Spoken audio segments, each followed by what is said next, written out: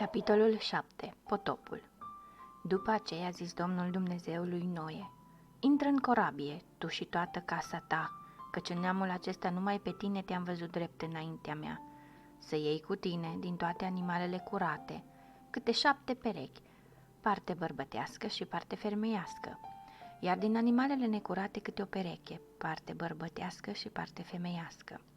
De asemenea și din păsările cerului să iei, din cele curate câte 7 perechi, parte bărbătească și parte femeiască, iar din toate păsările necurate câte o pereche, parte bărbătească și parte femeiască, ca să le păstrezi soiul pentru tot pământul. Căci peste 7 zile eu voi vărsa ploaie pe pământ 40 de zile și 40 de nopți și am să pierd de pe fața pământului toate făpturile câte am făcut. Și a făcut Noe toate câte i-a porucit Domnul Dumnezeu. Noe însă, când a venit asupra pământului potopul de apă, era de 600 de ani. Și a intrat Noe în corabie și împreună cu el au intrat fiii lui, femeia lui și femeile fiilor lui, ca să scape de apele potopului.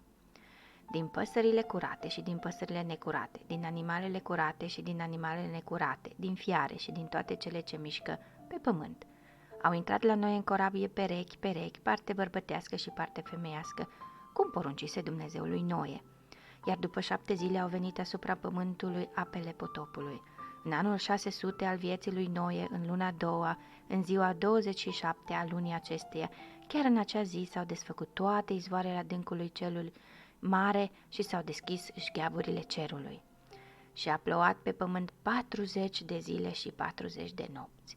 În ziua aceasta a intrat Noe în corabie și împreună cu dânsul au intrat Sem, Ham și Iafet, fiii lui Noe, femeia lui Noe și cele 3 femei ale fiilor lui. Din toate soiurile de fiare de pe pământ, din toate soiurile de animale, din toate soiurile de vietăți ce mișunau pe pământ, din toate soiurile de zburătoare, din toate păsările, din toate naripatele. Și din tot trupul în care se afla duh de viață au intrat cu noi în corabie perechi, parte bărbătească și parte femeiască. Și cele ce au intrat cu noi în corabie din tot trupul au intrat parte bărbătească și parte femeiască, precum poruncise Dumnezeul lui Noe. Și a închis Domnul Dumnezeu corabia pe din afară. Potopul a ținut pe pământ 40 de zile și 40 de nopți și s-a înmulțit apa și a ridicat corabia și aceasta s-a înălțat deasupra pământului. Și a crescut apa mereu și s-a înmulțit foarte tare pe pământ și corabia se purta pe deasupra apei. Și a sporit apa pe pământ atât de mult încât a acoperit toți munții cei înalți care erau sub cer și a acoperit apa toți munții cei înalți ridicându-se cu 15 coți mai sus de ei și a murit tot trupul ce se mișca pe pământ. Păsările, animalele, fiarele, toate vietățile ce mișunau pe pământ și toți oamenii. Toate cele de pe uscat câte aveau suflare de viață în nările lor au murit. Și așa s-a stins toată ființa care se afla pe fața tot pământul, de la om până la dobitoc și până la trătoare și până la păsările cerului.